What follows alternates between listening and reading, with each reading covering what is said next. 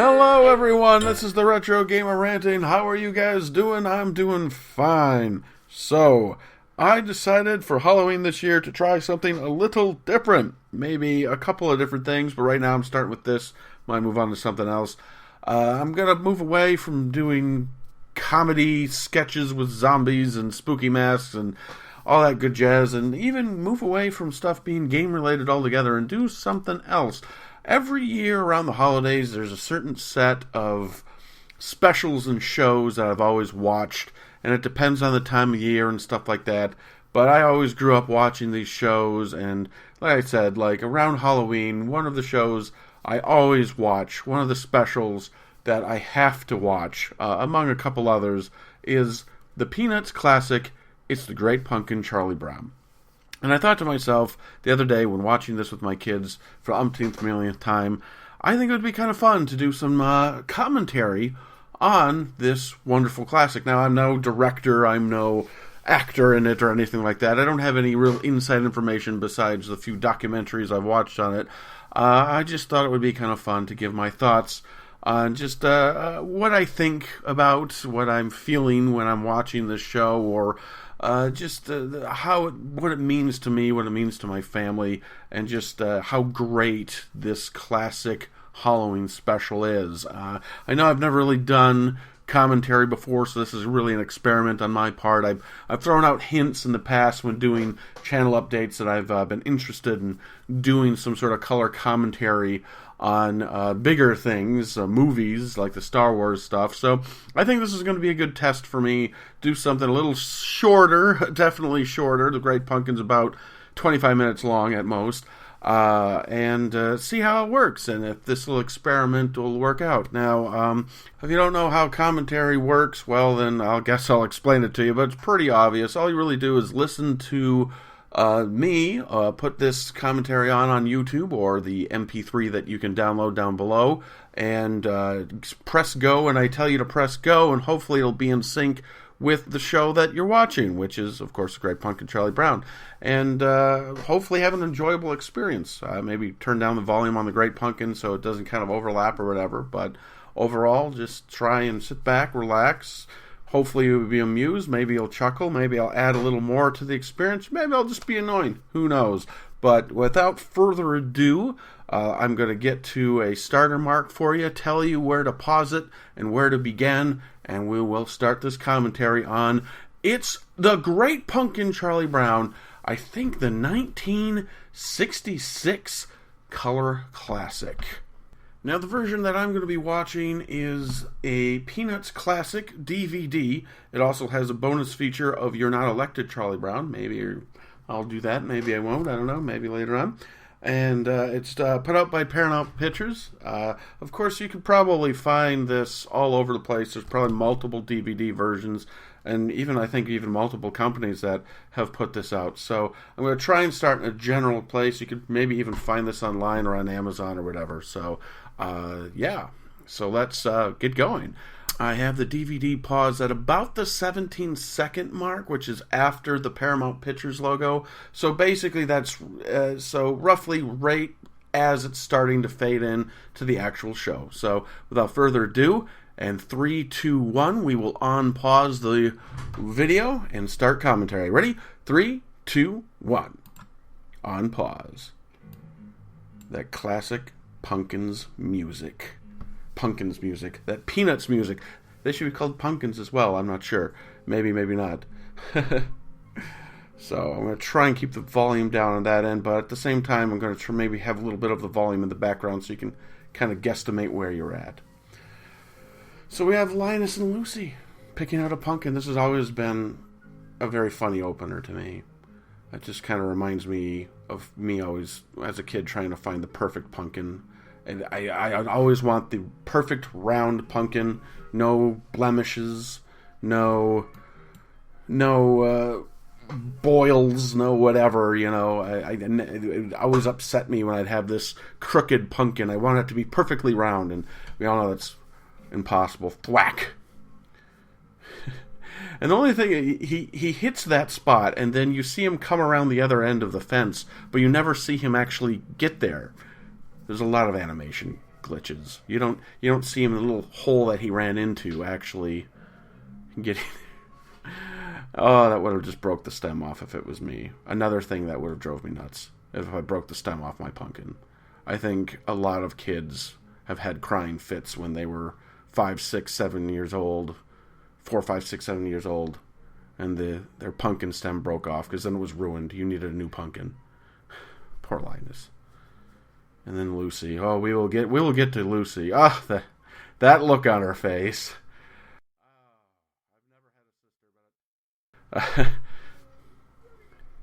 You are gonna kill it. I don't think anyone wants a sister like that.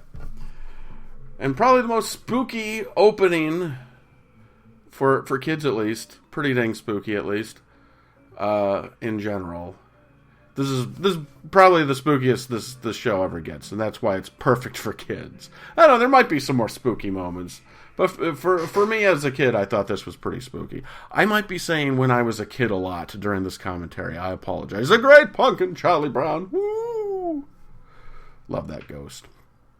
Charles Schultz, I love you, man. Brilliant. And here's good old Snoopy. I love that even in this, you can see in the more recent Peanuts movie that they did, that they just took elements from all those classic holiday specials. And, maybe I'll talk about it later if I ever get into the new Peanuts movie. But the more recent Peanuts movie that was kind of done in 3D, I love that one, by the way. And I just love how it just took so many elements out of these old specials and put it into that movie almost flawlessly. Leaves with a wedged sucker. Why don't I just read it verbatim?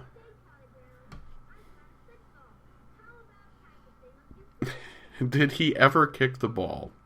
I haven't seen it, but my brother-in-law said he read a panel where Charlie Brown was apparently invisible. I don't know how, but he was invisible. And so no one could see, and for some odd reason, Lucy was just sitting there with a ball in her hand, and he ran up and kicked it. But I don't ever remember any storylines about Charlie Brown being invisible in the comic books. So who knows? I guess it is, it's about imagination and intelligence and stuff. Even though they talk like adults, they'll still have their childhood whimsy and stuff. Well, who knows? Maybe Charlie Brown was invisible. It's a signed document. Here we go again. I'm going to be doing that a lot. I'm sorry. Everything will be fine. You can't go wrong. The football. And this always baffled me as a kid. It was later explained to me because I didn't know what notarization meant. It's like she signed it. What does notarization mean? And Linus, the dual personality of Linus, being one of the most intelligent kids on the block, but also having probably the most childhood whimsy and superstition. There's so many times where they just sort of prove that he's always has the most rock solid logic, but at the same time he gets laughed at for believing in the Great Pumpkin, the poor kid. I can see that. I was a little bit like that, I always would have this logical side to me, but at the same time I was always the one to let go of silly superstitions. In fact, I probably still have a bunch, but but that's why you gotta love Linus. Is he's intelligent, he's smart, but at the same time he doesn't want to let go of that childhood whimsy. And I think that's what I think that's what the symbolism of his blankie kind of represents. Oh, geez, Snoopy.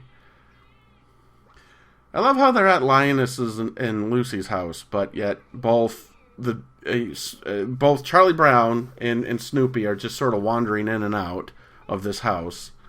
Were they visiting? Maybe, I don't know. I mean, do you just wander off and write a letter to the Great Pumpkin while your best friend's in the other room? Actually, I probably would have done that. So yeah, maybe. And the Great Pumpkin. Religion, politics, and the Great Pumpkin. Yeah, and where'd she come from? She doesn't live there either. I think they just left the door open and kids wander by to see what the heck Linus is up to now. In all reality, if you look through the comic strips, what this is taking multiple comic strips. Uh-oh. I'd rather not say. I'd never laugh at you. But what they're really doing is they're taking multiple comic strips, putting them together into one scene. Because if you actually followed the comic strips, a lot of these storylines came from the comic strips. They just animated it. And so if you look through it, then there would be multiple strips. And so it makes sense in that sense that these people would be in the house. But when you put it all together, it's like, why is there so many people in this house? Are they having a party?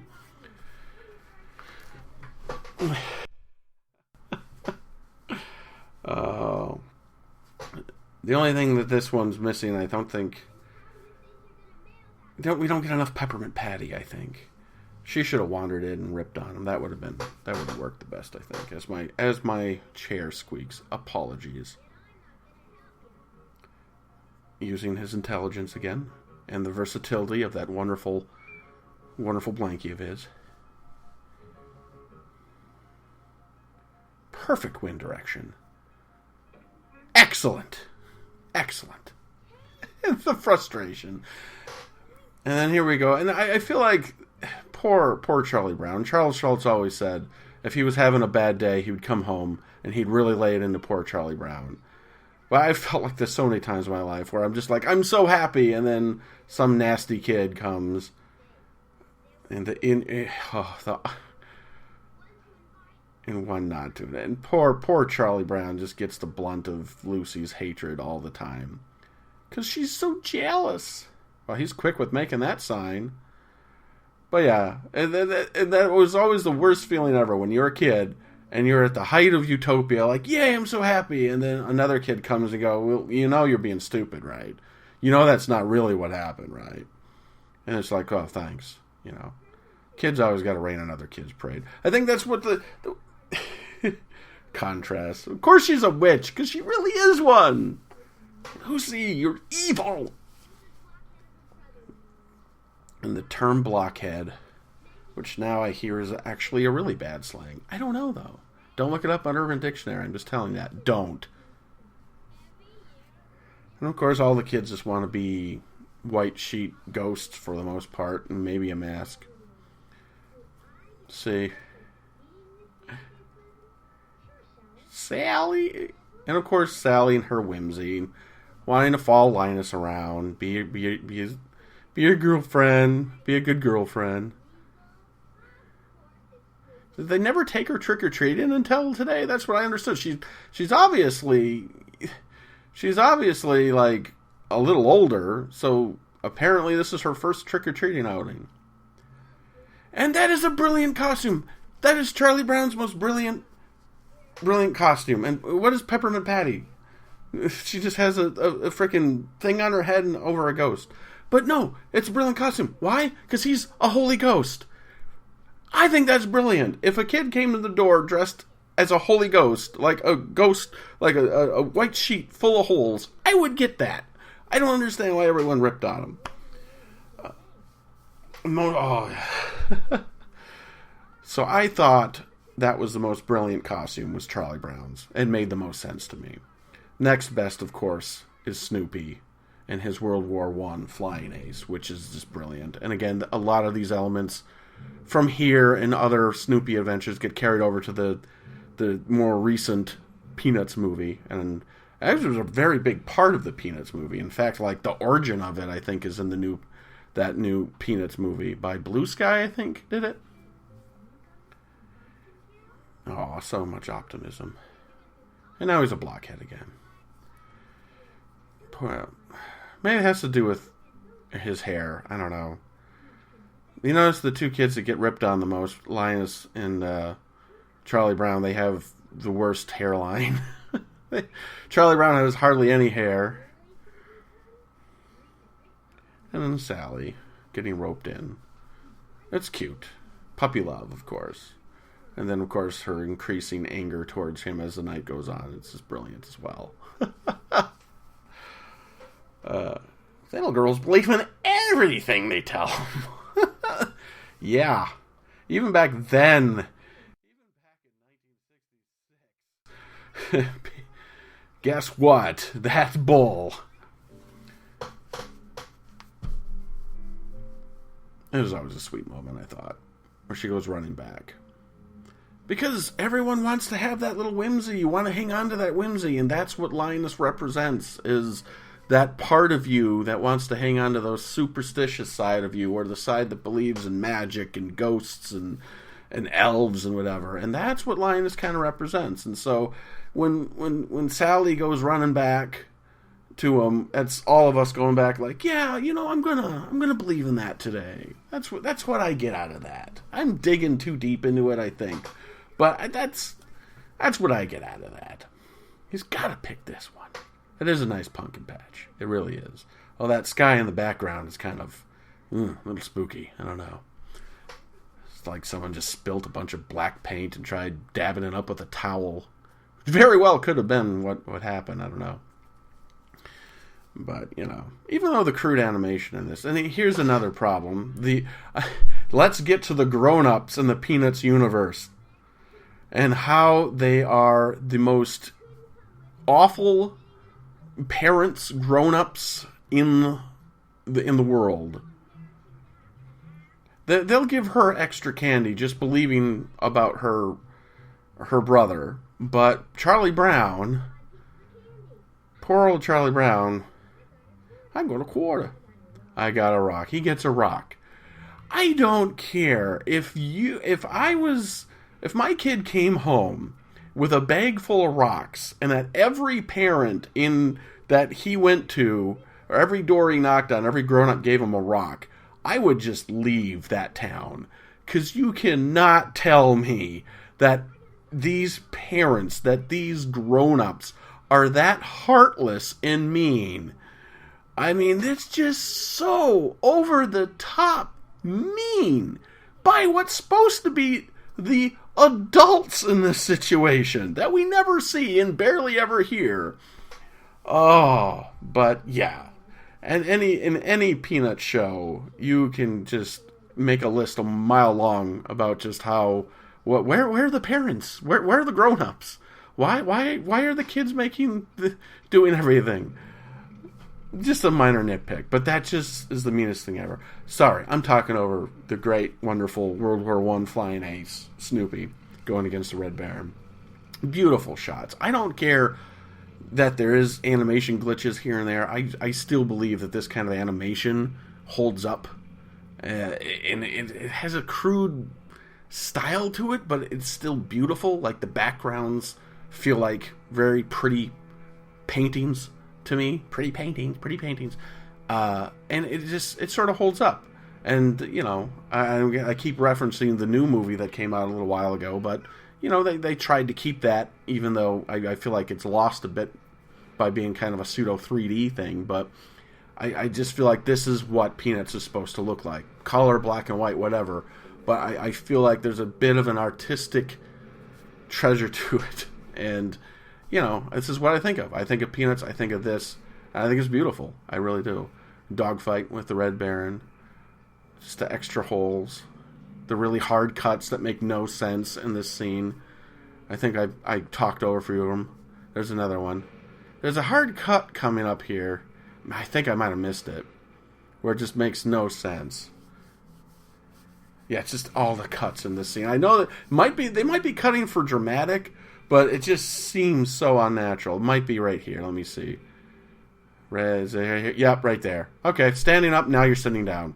I think we missed some animation there. I'm not sure. It's always, in every version I watched had that cut, and it always just stood out to me like a sore thumb. So I know it's not just the version I got, but I'm nitpicking now. I love it. It's charming. This dog bowl. There should have been water in that. Splish splash. And the funny thing is these signs and everything in this section feels so authentic, you know.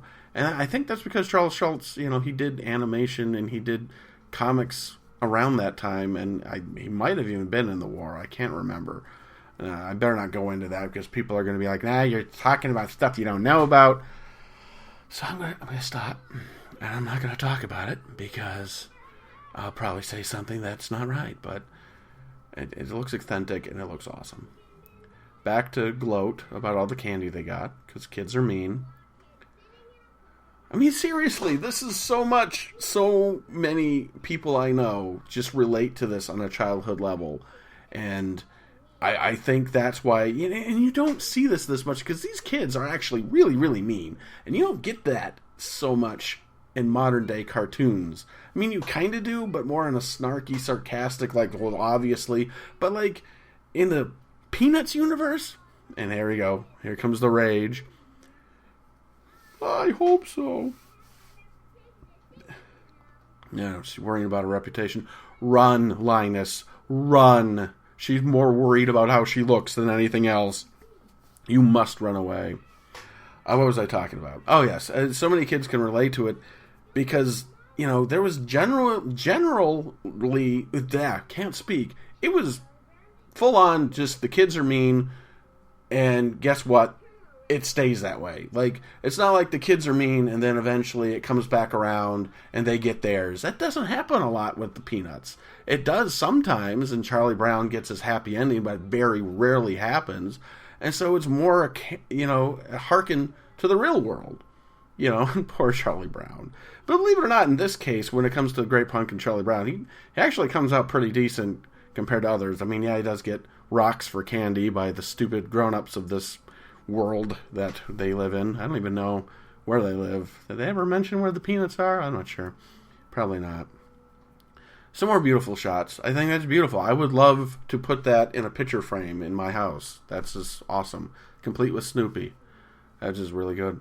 So, So I think that's why that's so wholeheartedly relatable, is the fact that there's a genuine reality to it that, sometimes kids are mean, and sometimes there's no way around it. The end of the day comes, and the kid's still mean, and the person's feelings are still hurt, and sometimes it gets worked out, and sometimes it doesn't. And there's a genuine feeling there, and I think that's something that's missing when it comes to children's shows nowadays. Not that, it should be mean, but to show that reality more, because I think you kind of miss that as grown-ups. And you don't quite understand it when your kids are going through it anymore.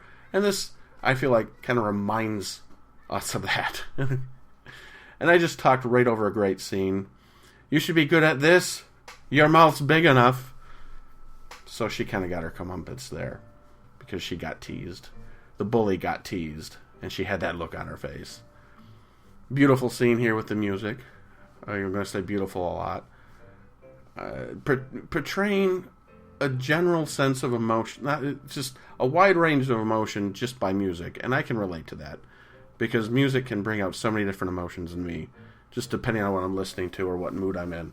And then I think this is just, Snoopy is like, yeah, I want to be happy, and then now it's slow, and he's like, oh, I'm remembering my wartime buddies. That's so sad. Oh, no. Trying to fight out of it. It's just welling up. He's getting him out, Snoopy.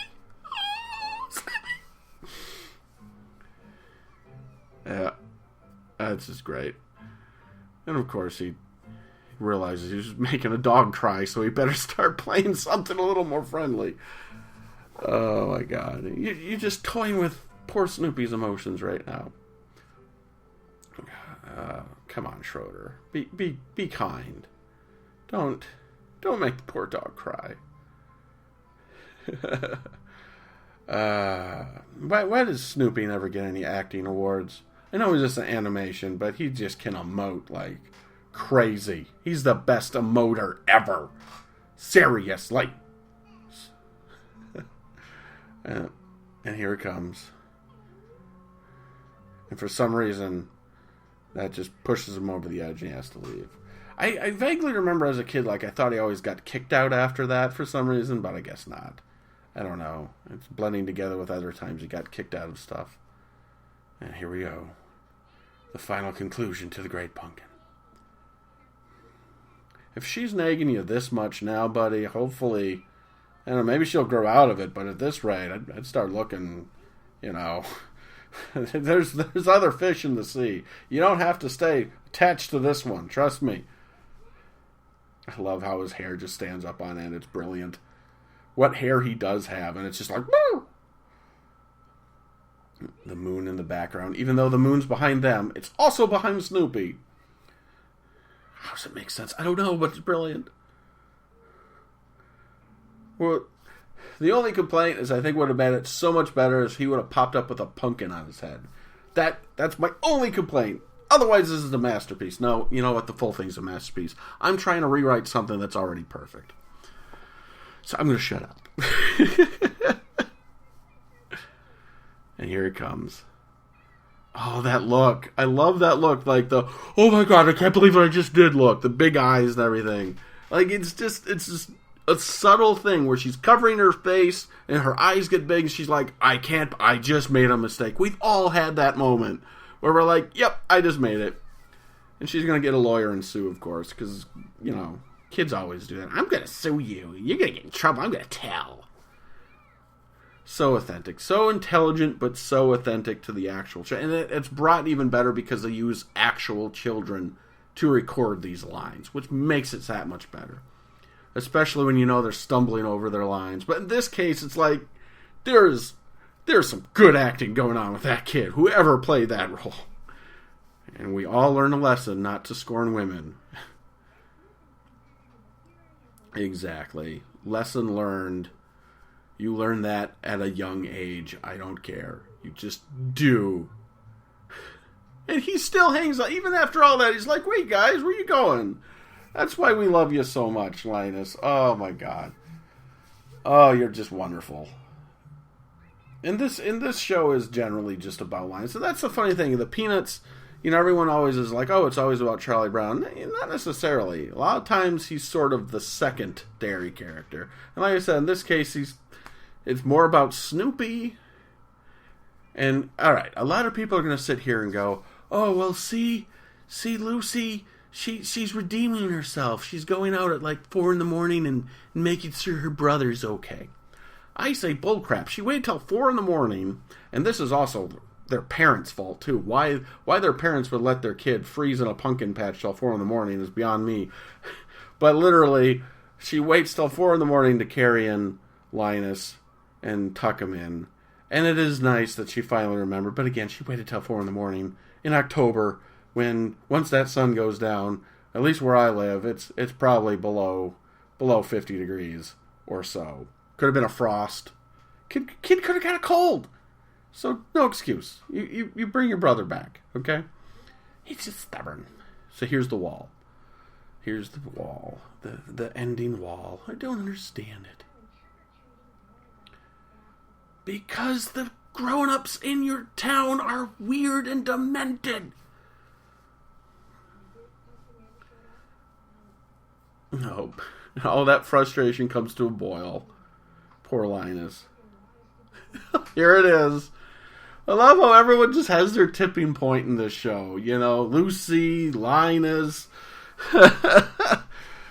Poor Charlie Brown. He doesn't get his tipping point on this one. He just gets to roll his eyes and listen to Linus go off on a wonderful rant. Beautiful, wonderful rant about how every year he will prove that Great Pumpkin.